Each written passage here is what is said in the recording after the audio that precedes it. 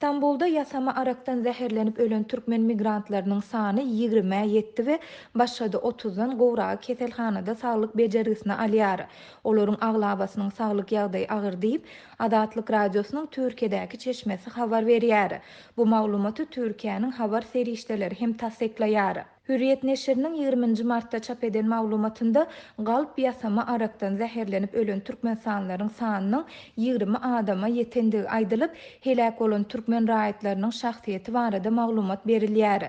Yasama arakdan zehirlenip ölenleriň arasynda Narmurat Egamberdiýew, Esker Allahnazarov, Mahmaşerip Resulow, Haýtbaý Begow, Ereş Kuzyýew, Perman Ýazdurdyýew, Hudaýnazar Hudaýgulyýew, Murat Muradow dagy bar. Munyň ýa-da yenide bir näçe etrapçada başga adamlaryň ölendigi ma'lum boldy. Munyň netijesinde ölenleriň sany 20'e ýetdi diýilip, neşriň habarynda bellenilýär. Maglumata görä türk lukmanlary Türkmenistanda zähmet migrantlarynyň yasama arakdan ölendigini tasdikladiler. 19 martda gişlik Azatlygyň İstanbuldaky çeşmesi 10'dan gowrak Türkmen migrantynyň yasama arakdan zehirlenip helak bolandygyny habar berdi.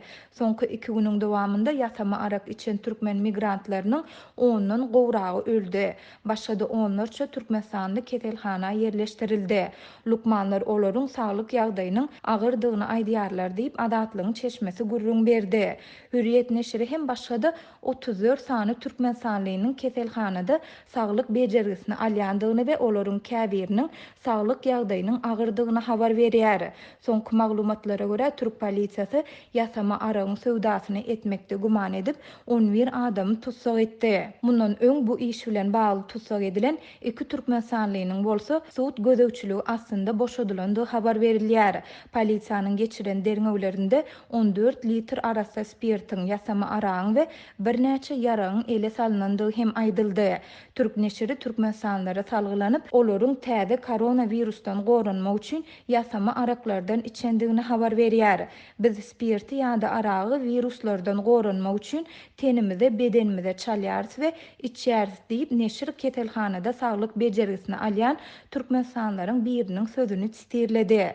Şol bir wagtda Adatlygyň İstanbuldaky çeşmesi Türkmen migrantlarynyň täze koronavirusdan gorunmak üçin yasama araklardan içendigi baradaky maglumatlary tasdikladyp bilmendigini aýtdy. Häkimetler Türkmen migrantlaryna öýde öndürilen yasama araklary içmezlik barada duýduruş berýär. Mundan öň 19 martda ýerden Adatlyk radiosy İstanbulda 4 Türkmen raýatynyň yasama arakdan zäherlenip ölendigini habar beripdi.